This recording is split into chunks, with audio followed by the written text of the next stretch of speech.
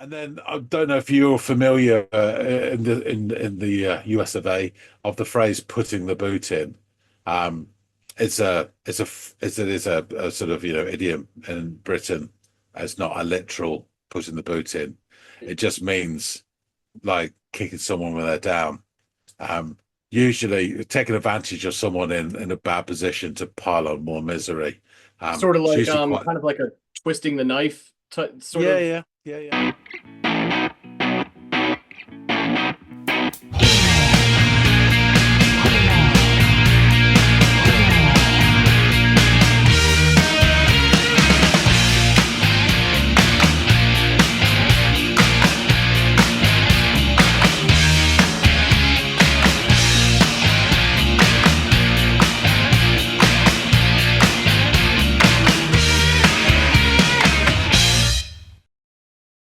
Hey, everybody out there. Welcome back to another Friday installment here at the Audiophiles. I'm Andy. That's John over there. And as you would probably imagine, if this isn't your first Friday joining the channel, you know that it is a day dedicated to a track that has been recommended by one of you lovely people out there in the listening audience. In this case, the track that we're going to check out today was offered up by Mr. Jesus Hairdo. And it was offered up on the Endless Dive Blurred episode that we did. So John and I have discussed this one, and I am familiar with the artist and the track that Mr. Jesus Hairdo has offered up. John's familiar kind of loosely with the artist. They've appeared on the channel once before at my recommendation, but we are going to be revisiting them again today, thanks to Mr. Jesus Hairdo. The band, the Twilight Sad. And the track by them is "And She Will Darken the Memory." So, John, you don't know this track, right, for certain, or do you know about it or have heard about it? No, so I went off after listening to I Became a Prostitute. I checked the vault, and I've got two albums by Twilight Sad, but I think they're both the last two. So I've got It Won't Be Like This All the Time, which I didn't think much to be honest with you. And Nobody Wants to Be Here and Nobody Wants to Leave, which I did enjoy. Yeah. There's a track on there, especially some of it's quite sort of almost Interpol plus, you Yes, know. I can Um, see that. yeah, really nice sounding. And I enjoyed what I Became a Prostitute for the you offered as well. And a very sort of modern take on post-punk sort of sound. Yeah. Absolutely. Absolutely. Great. Well, then I would be really interested, as I'm sure Mr. Jesus Hairdo would be, to hear your thoughts on this track from I'll just come right out and say it, their early days. So please go off, check this thing out, and come back and let us all know what you think.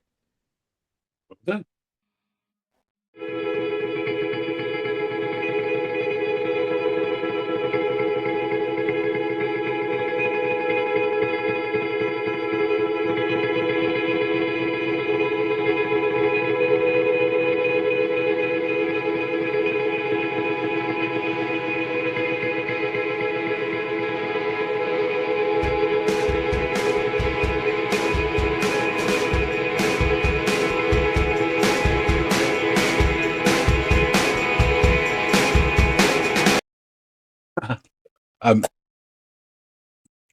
so I like the start, that sort of a nerves jangling, isn't it? Trepidation. Um, it's full of tension as to what could happen. I like that. And then I think there was another guitar or something coming up slowly. And as it was just starting to come up, the drums sort of barged past and in.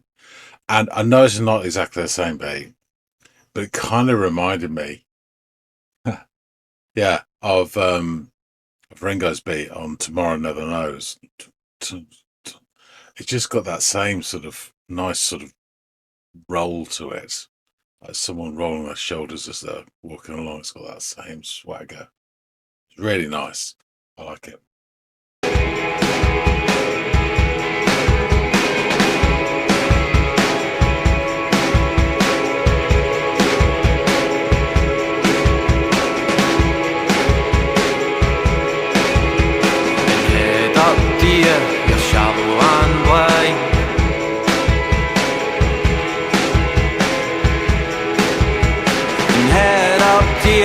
the rabbit might die, 'cause I'm putting the button tonight. Head up, dear, you're shallow and blind. And head up, dear, the rabbit may die. And you say hi, and you say hi, because I'm putting up with your constant whine. And that won't last too long. And friendly faces with put-on smiles, a drunken mind game pass, because I'm putting the button tonight. And head up, dear, you're shallow and blind.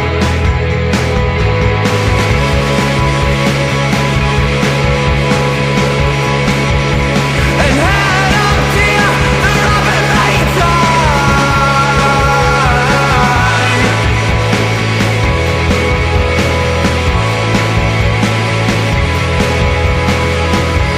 And you say hi.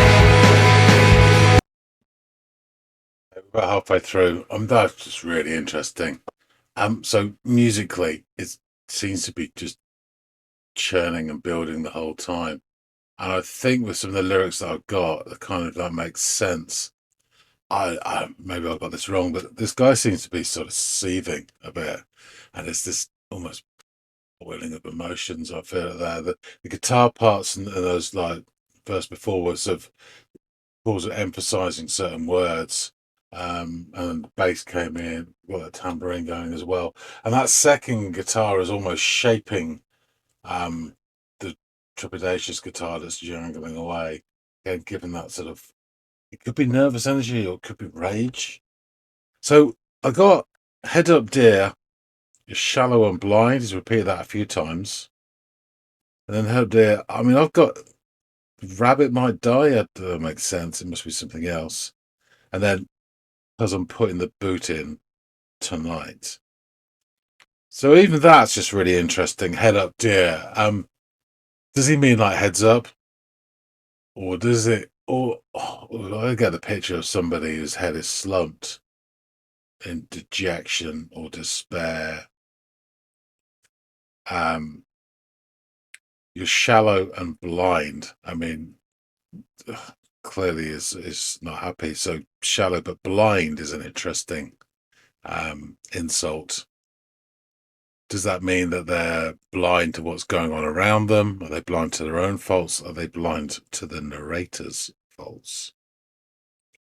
Because I'm putting the boot in tonight. And that's a familiar English phrase. Just means sort of kicking someone when they're down, which would relate to that head up dear bit. But someone would just do it, put the needle in when someone else is low by announcing, I'm putting the boot in tonight. It kind of sounds more snarky, petulant, a bit bitchy, rather than sort of threatening. And then it goes on, you say hi a couple of times, and his voice there sounds quite odd compared to the rest. I love his Scottish accent coming through strong. I really enjoy that. And I've only spoken this before in another video about the dearth of Scottish accents, and when some like Blackamers came along, it was just fantastic. I'm rambling on here, but yeah, it's just really interesting stuff just in that first little bit. And then there's stuff about putting the constant wine and faces with put on smile. Yeah, interesting. Okay, let's continue because I'm really enjoying this. You say hi, because I'm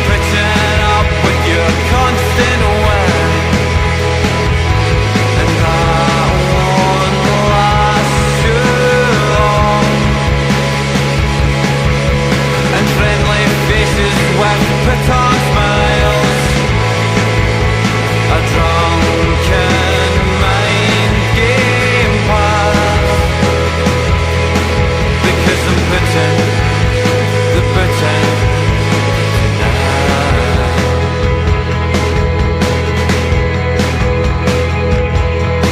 Loving those drums.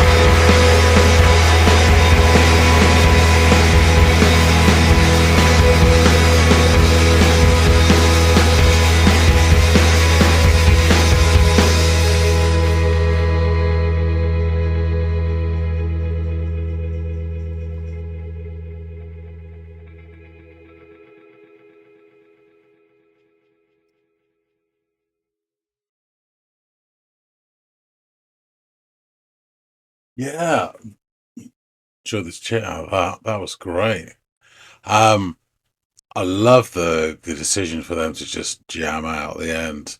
Um, and it had that sort of lovely rawness to it, where just okay, we're gonna make these textured noises take over and convey to you whatever's in your head. It gives you that sort of chance to zone out. But it felt more physical than sort of like some of the sort of nice zony stuff. It's almost like when you're doing some physical activity and your mind can zone out and your body carries on like an ottoman, just like carrying on doing it. It was a bit like that. And although I said him saying I'm putting the boots in tonight, it sounded like a bitchy. I think by the end of this, because it felt emotional, and so the threat of violence perhaps is there. Um, yeah, these sort of waves coming over, or whether it's rage or anxiety or whatever, and they were sort of swirling and folding in on themselves. Just really, really interesting. I could listen to that for another 3 or 4 minutes easily. Yeah, really, really enjoy this. Very interesting. Haven't got a clue what the title means in relation to this, but it's not a happy bunny. Um, let's find out more about this. Let's go back and chop it up with Andy. All right, welcome back. So hopefully your memory isn't too dark. What did you make of this track, John? So it starts with this trepidatious sound from one guitar. I don't know why, but I always associate the word trepidatious with Bill and Ted. Anyway, so that sort of, that sort of nervous nerve jangling energy sort of Yeah, yeah. sound. It's really interesting and it is evocative, but I guess it's setting. So something like I think of like the start of like El Conde Pasa, Simon Garfunkel. It's got that, and again, it's slightly nervous, but there's this sort of beauty, fragile beauty to it as well. And this, it does feel like sort of energy and nerves. Um, and just as I'm beginning to hear another guitar sort of creeping up through the mix. The drums come like barging through, knocks them out of the way, and then they come. Now, I know it's not exactly the same beat, but the way it came in and its sort of, energy, as it were, it really reminded me of Ringo on Tomorrow Never Knows. That sort of Okay. rolling, Yeah. really nice. And I adore the drums on that Beatles track, so it is high praise, honestly. Not everyone may think that, but I do. So yeah, the second guitar does step up, and really interesting the way it's done. For me, it kind of almost begins to sort of like shape this oscillating energy from the original guitar, which is there as almost like a raw form, and this one kind of shapes it with the way it plays. In come the vocals, unashamedly Scottish in their tone, which is something I really enjoy. I know we've spoken about this before and the sort of tragic mid-Atlantic sound that was legion amongst Scottish bands, particularly in the 80s, and it was a real shame. And that's that's one of the many reasons why I love the Proclaimers. They're so Scottish, it's unbelievable. But yeah, so really enjoying his vocals and his parts when he sings other when it does sound like something else. A bit Interpol in some lines, to be fair. Luckily, there's quite a bit of repetition in this song, so even I could catch a few words. Um, and this is slightly out of order considering the repetition, but he starts off with heads up, dear. Sorry, head up, dear. You're shallow and blind. Head up, dear. Now I listened to this like a few times, and I got the rabbit might die because I'm putting the boot in tonight. So that as an opening gambit, it repeats it a couple of more times in the same, but it's really interesting. So, head up, dear is again these lyrics are about choices, and he's made the choice to write and then sing that. So you wonder, is it kind of like a short form of heads up, as in, pay attention or, one year, or is, I think, the subject hanging their head, already dejected or depressed, or even worse, sort of knocked about or whatever, and it is called Man Aware. So, and then you're shallow and blind. Now, shallow can be a very obvious sort of insult to somebody, but shallow and blind, blind to what? And I thought, is it blind to what's going on around them, as in oblivious, or is it blind to their own character and their own faults? Because he's clearly attacking them, or is it that they're blind to the narrator's character and faults? I don't know. It's just interesting. No idea. The Dying Rabbit. Um, and then I don't know if you're familiar in the US of A of the phrase "putting the boot in." Um, it is a sort of idiom in Britain. It's not a literal putting the boot in. It just means like kicking someone when they're down. Usually taking advantage of someone in a bad position to pile on more misery. Sort of It's like usually quite, kind of like a twisting the knife sort yeah, of yeah, yeah, yeah, effect. sort of Yeah, yeah. thing. It's usually quite spiteful and Yeah. deeply unsympathetic to somebody else who's, in trouble. Yeah. That's the sort of way it comes from, putting the boot in. But it's interesting because, I'll get onto that in a bit. So anyway, then he starts singing some other bits, which again repeated if I managed to get them. So again, this may like slightly be out of order, but I think it is. He said, and you say hi a couple of times. I'm putting up with your constant whine. Something about that won't last too long. Friendly faces will put on smiles. Drunken mind game, because I'm putting the boot tonight. And so again, this is quite interesting lyrically. When you say hi, it sounds like the subject is continuing.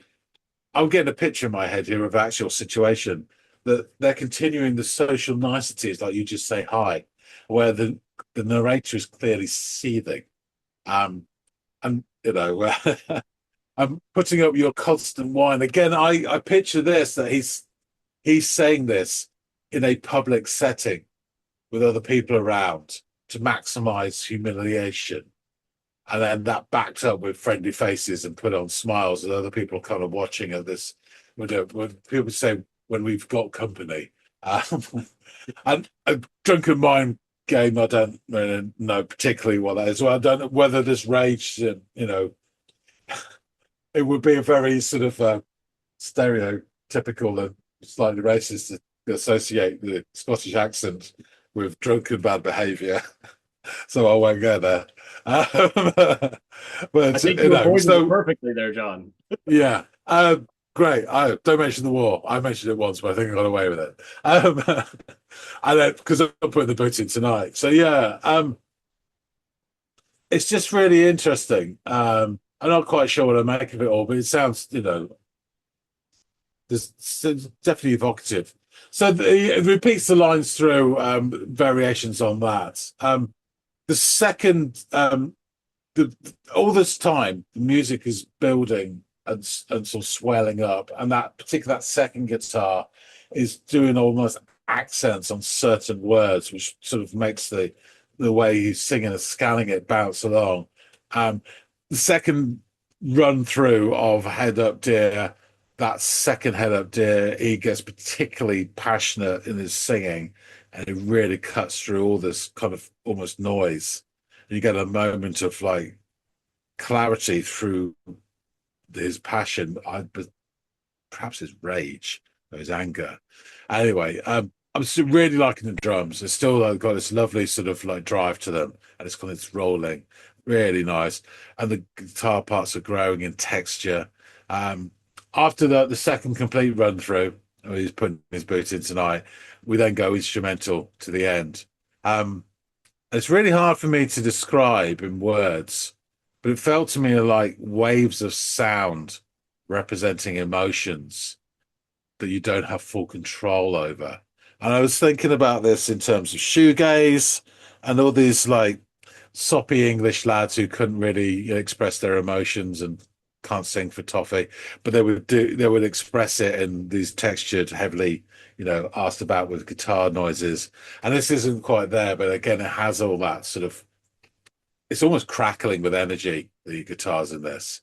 And I'm not sure if it's meant to be, but for me, it does kind of represent anger, and emotions just boiling out and churning and roiling and tumbling and increasing as well, almost beyond your control. Kind of get that sort of Chernobyl effect. Sometimes gentle music can put you in a trance and you drift off. Here, I think this had the same effect on me, but it's the kind of effect you get from repetitive physical action. You're doing something again and again, and it kind of makes you zone out. You're still physically present and perhaps repeating actions, but mentally you're displaced. And that's kind of what I got with that there, because there's still a lot going on. It's not gentle. It's not lulling you into a trance, but it's just this action and constant moving.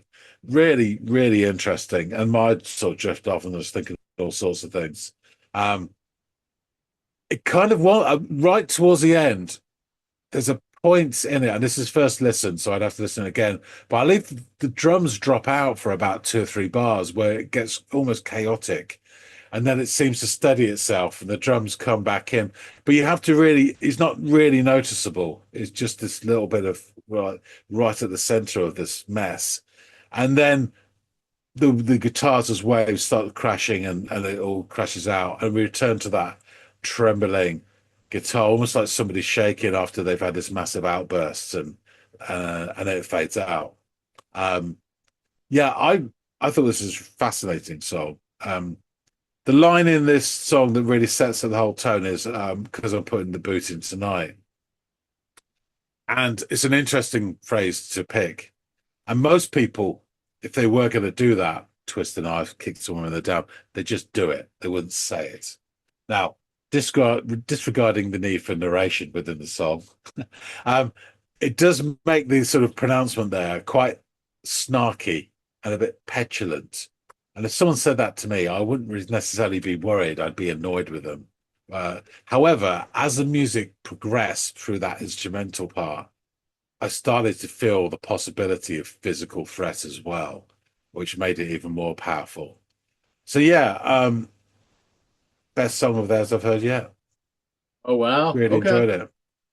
Excellent. I'm glad you did. I'm sure Mr. Jesus Hairdo is stoked as well. Yeah, these guys are really awesome, man. Their earlier stuff, even more than their sound as it would progress, to me, is probably the closest I think I've heard to what I would assume to be British emo music, because there is this like incredibly um I don't know, it's like introspective lyrics or emotionally charged lyrics. And there's a lot of like sort of the fury in some of the guitar work and the drum work as well. It can be quite bombastic, and even from an interpretation standpoint, like representing emotional charge. So a lot, and even the subject matter here is wouldn't be foreign in an American emo song. This sort of, acid-tongued, pointed, lyricism. Not to say that it can't find its way in other genres or whatever, but yeah, go on. Not an expert, but the British emo, I can never remember the name of the band, which I deeply dislike, and the particularly lead singer. But the British emo is a bit sort of wetter and a bit more whiny. Imagine the introspection of something like a bit like the Smiths, but Yeah. then put a few effects through the guitar so it's a bit more slightly fuzzy and stuff. And that's kind of what you get, this kind of wetness to it. Yeah, Which yeah, made me that's dislike it a lot more because I think the American emo has got a bit more sort of rage to it. Yeah, it does. And there's, like we've talked about, iterations of what American emo is at any given time throughout its Yeah, timeline. But this definitely harkens to that Midwestern emo kind of sound that predates the super produced stuff of around this time or a little bit thereafter, this early 2000s, noughties type time period. I'm hearing more of the 90s and even late 80s American Midwest emo in this. So, yeah, I'm sure someone like you kind of rightfully corrected me a bit or said this band or this sound is a better example of what it actually is. That's fine and good. I'm only looking at this song through my American yeah, yeah. perspective and correlating the two sounds. So, yeah, this No, might I'd not go be. along with what you say. I'd go along with Yeah, what you say. I think just in this, I mean, I'm not an expert, and there may be people who can drop some comments and say, well, actually, this British band, this British band, this British band equate to what you're sadly missing out. But from what I can remember, and I still can't remember the name of that horrible band, but it's all very wet and a bit whiny and just didn't have the oomph. This has clearly yeah, got plenty of yeah. oomph. That whiny nasally sound that you find now in emo wasn't even a thing back then. It was just more Yeah, about, it didn't matter like what, there wasn't one sound that everyone have to have. It's just you have to do these things to be an emo. And like yeah, the way the guitar sound, the way the drums sound, the way the lyrics are delivered, and it all kind of building that tension and that acid that that sounded familiar to me when I've listened to these yeah, guys. Now it's kind of ironic because you can't help but hear his Scottish accent come through. But if you divorce that from it, everything else, all the trimmings are there for a sound that I'm familiar with, and I maybe that's what has drawn me into these guys.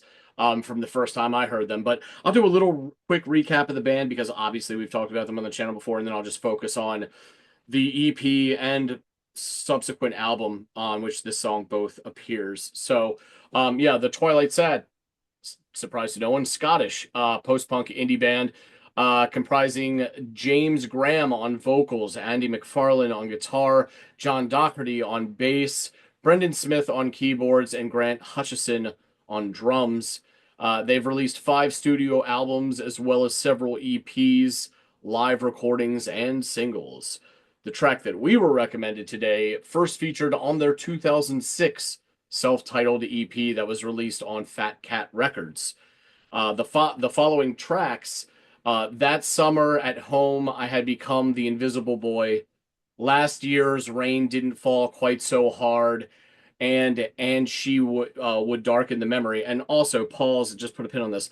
Also, very American emo. These long, like, I mean, that you can't even, they just run off the screen when you're listening to them on a platform, you know what I mean? Because they don't even fit. That's also an interesting quality that they share. But anyway, those 3 tracks all appear on the band's debut album, 14 Autumns and 15 Winters, which followed the EP in April of 2007. The EP garnered warm critical reception with independent music website Delusions of Adequacy, praising the cathartic racket of the songs as uplifting and expansive, on the verge of overwhelming with sound, sweeping the listener away from the harsh, earthbound lyrics and delivery, and hailing the EP as a bracing distillation of what the Twilight Sad does best, marrying spare and to expansive sonics with bitter, sharp, sometimes enigmatic lyrics and a powerful, emotional sing talking delivery by James Graham as skeletons are rattled in the old family closet. All of that sounds like a perfect way to describe emo music. No, I know I don't want to continue to beat this dead horse, but that just made me laugh. So yeah, Pitchfork media reviewer Mark Hogan awarded the EP a 7.8 out of 10, praising the band's stadium anthem technique through lip quivering emotion punctured with explosions. Treblezine reviewer Herbert Vigil stated that the EP shows the band have a knack for crafting cathartic, visceral shoegazer anthems. Delusions of Adequacy, here we are again, also praised the band's structural formula. Like that name. Sorry. Yeah, what Delusions of Adequacy? Yeah, that's it's wonderful. I chuckled to myself the first time I typed it out here in these notes. Yeah, also praised the band's structural formula for the songs as effective and breathtaking, and James Graham's stark reminiscences and recriminations expressively wrapped in his pronounced Scottish accent, and lyrics rife with vague to pointed accusations, which are parsed out piecemeal, giving room for the listener to imagine a stunted familial environment.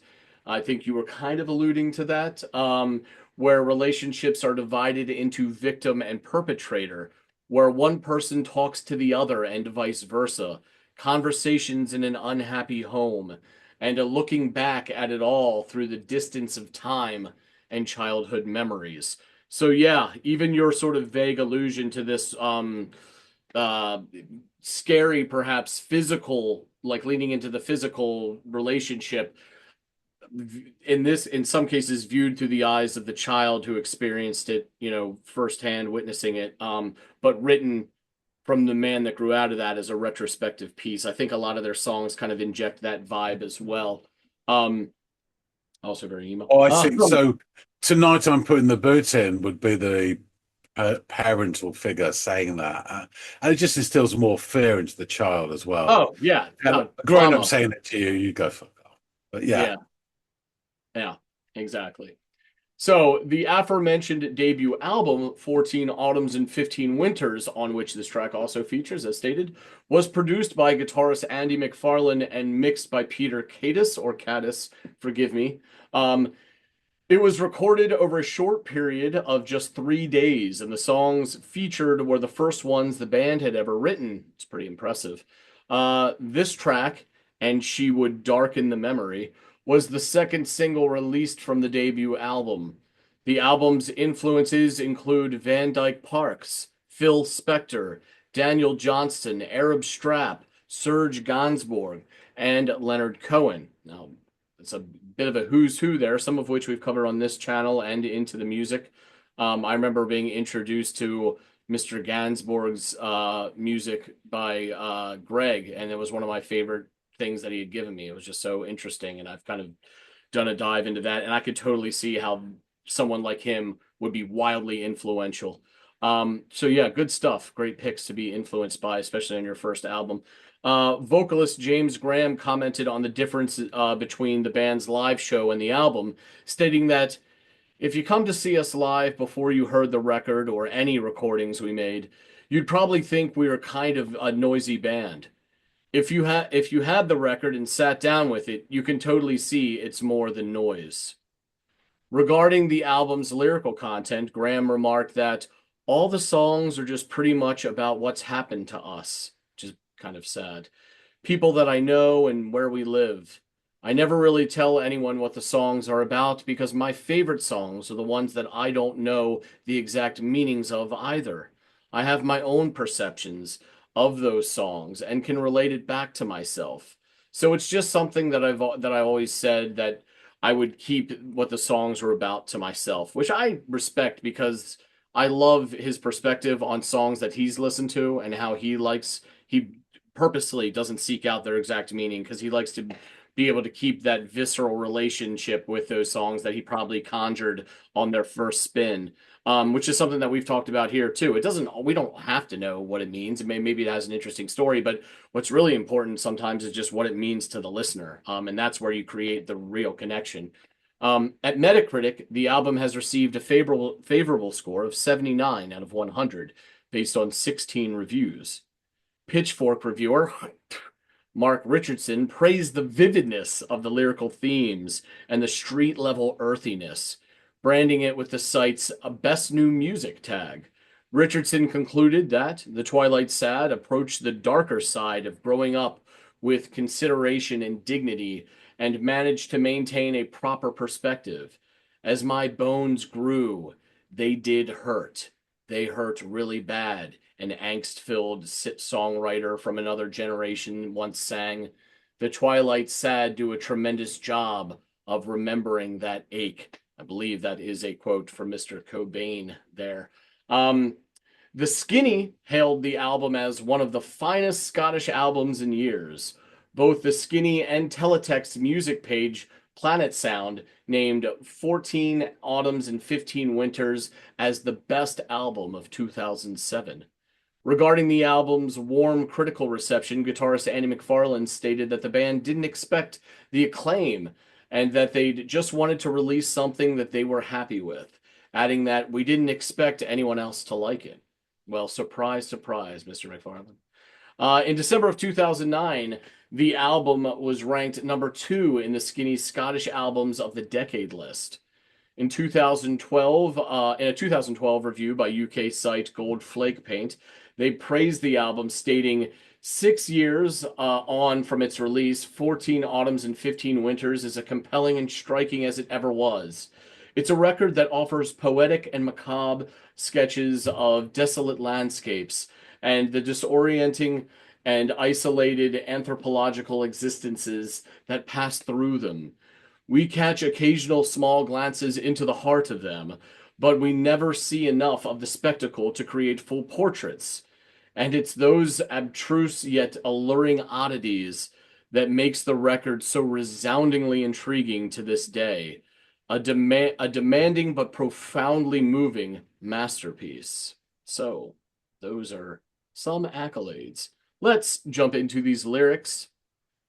And head up, dear, you're shallow and blind. And head up, dear, the rabbit might die, because I'm putting the boot in tonight.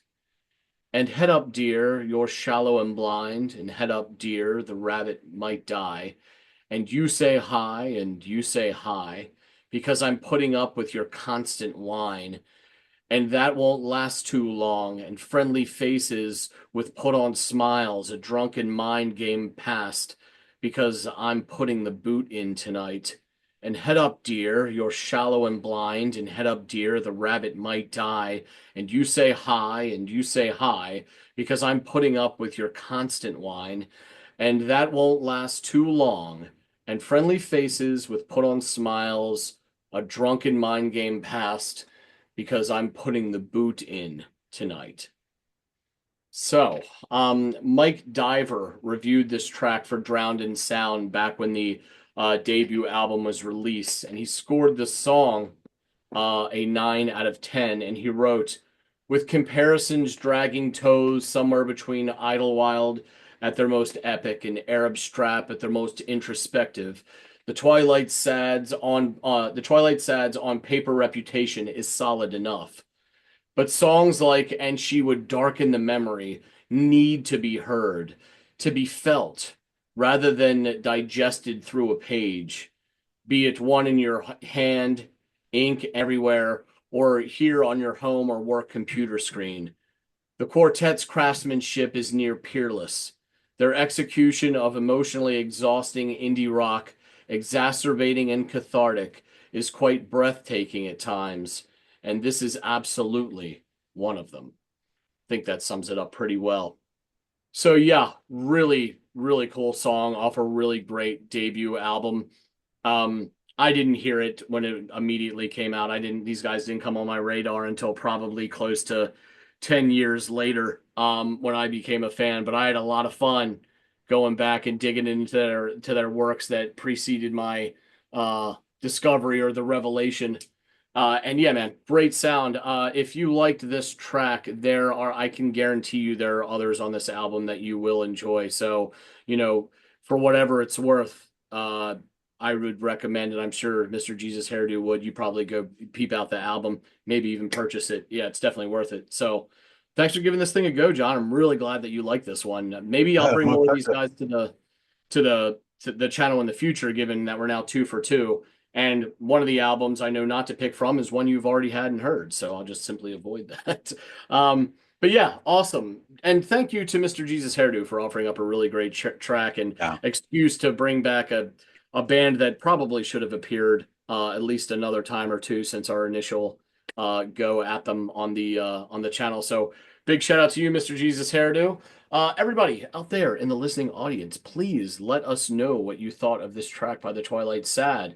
We've already sort of kind of let the cat out of the bag and alluding to that. We'll likely check out more from these guys in the future. If you've checked out this episode and you've heard what John doesn't like and you know what he doesn't have, feel free to drop any track off one of their albums that John doesn't have or hasn't listened to down in the comments field below. Be happy to bring it to the channel in a future episode here on a Friday and give it another go. Or if you have any other artist or track you would like us to check out, again, feel free to drop it in the comments field below.